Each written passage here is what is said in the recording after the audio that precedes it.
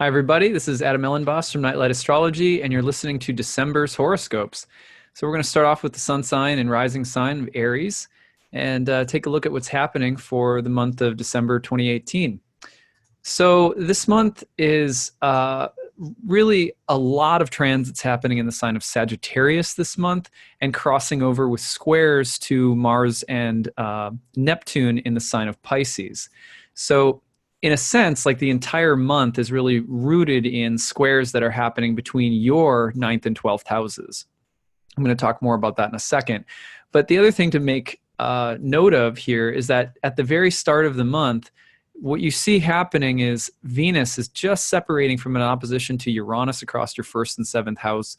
And it had happened on November 30th. I'm recording this on November 29th. So you're basically looking at the last day of the month, the start of December, really still being filled with the Venus-Uranus opposition across your first and seventh houses. That's your axis of self, health, identity, new beginnings, and others, social life, or more specifically, romantic or intimate relationships or even marriage. Venus-Uranus across this axis, as you know, because you've had this going on for a little bit now, is all about independence in relationships, a disruption or changes in relationships or for a partner, the themes of independence versus dependence, originality and inventiveness in relationships, but also things can be a little disturbed. A partner can go through a rough time, a relationship can go through an unexpected turn of events. So you might still be reeling from that a little bit as the month gets started. But then, again, like I said, the rest of the month is really the story of your ninth and 12th houses. So you'll see, for example, that on December 1st and going into actually December 2nd as well, the sun in Sagittarius will be square to Mars in Pisces in your 12th house, right? And then I'm just going to take you through all of them so you can actually see this. Then on December 7th, you're going to see at that point, then you're going to see a new moon coming through in your 12th house. And that new moon is going to be square to Mars and Neptune getting together in Pisces in your 12th house. And then you're going to see let's go forward from there to December 20th, a little ways away. But when we get to December 20th, you'll see that the sun in Sagittarius will make a trine to Uranus in your first house. That's a little bit different than the rest, but it's still ninth house stuff going on, right? That's the predominant area for the month. And then you'll go into on December 21st, you look and see that, whoops, here we go. On December 21st, you're going to have Mercury and Jupiter getting together in your ninth house in, you guessed it, Sagittarius. And then on December 24th, let's move it forward just a few more days. December 24th, then you're going to see Mercury at 13 Sagittarius making a square to Neptune in the 12th house.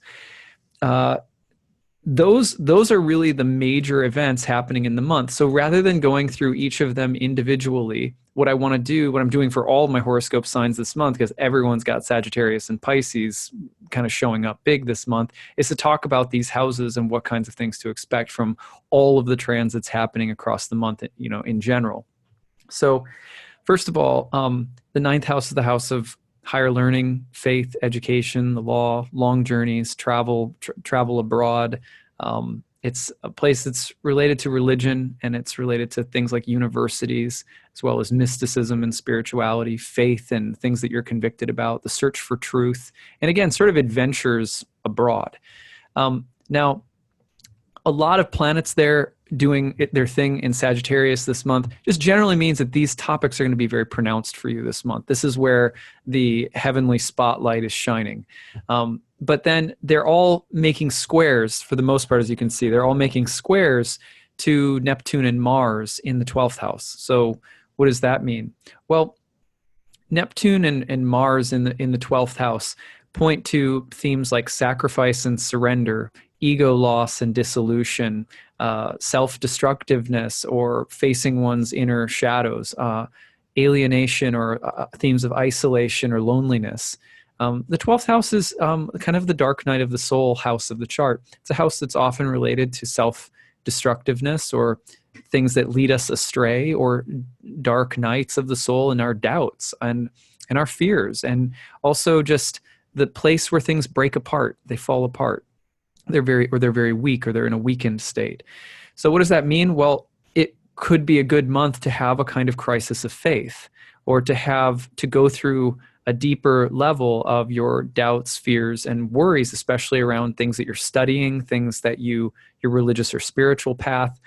But where there is an encounter with darkness, impermanence, suffering, loss, oftentimes, interestingly enough, that's where our faith is developed the most.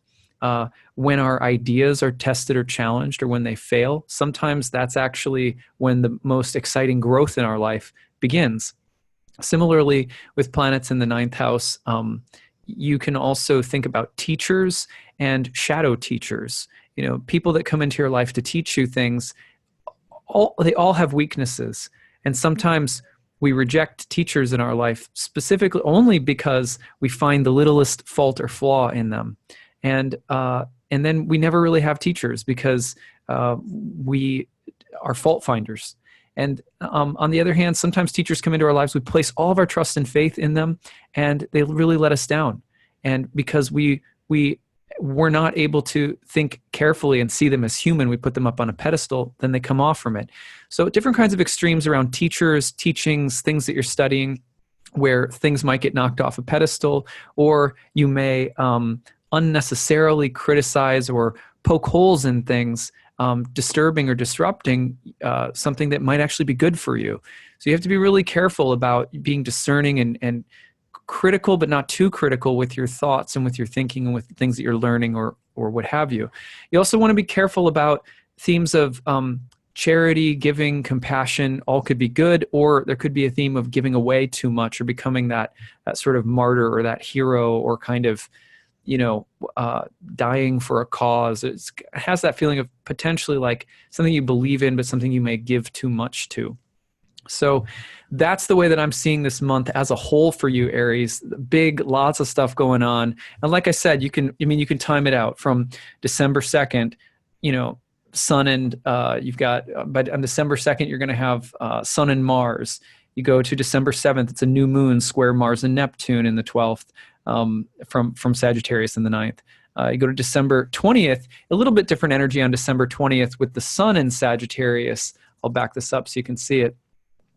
Sun in Sagittarius on December 20th making a trine to Uranus. That'll be really energizing, might be kind of revolutionary, give you that sense of needing to do something, make a personal stand or change of some kind. Pretty energizing around that day of the month.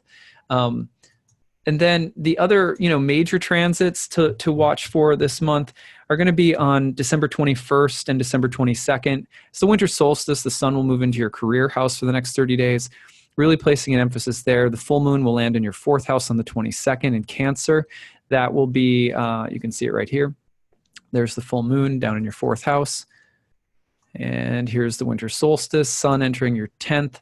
There's also eclipses that are going to start landing across your 10th and 4th house axis because of the nodes of the moon changing signs.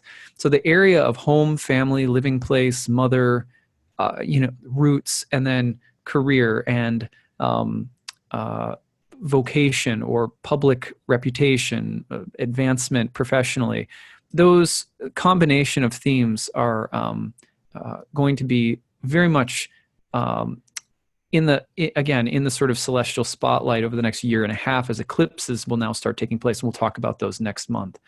So that's what I've got for you this month, Aries. I've kind of consolidated the normal way that I do things because everything's so concentrated in your 9th and 12th houses this month. So I hope this was interesting for you, and I look forward to talking to you again in January. Gosh, it's going to be 2019. Have a very happy holiday season. Bye.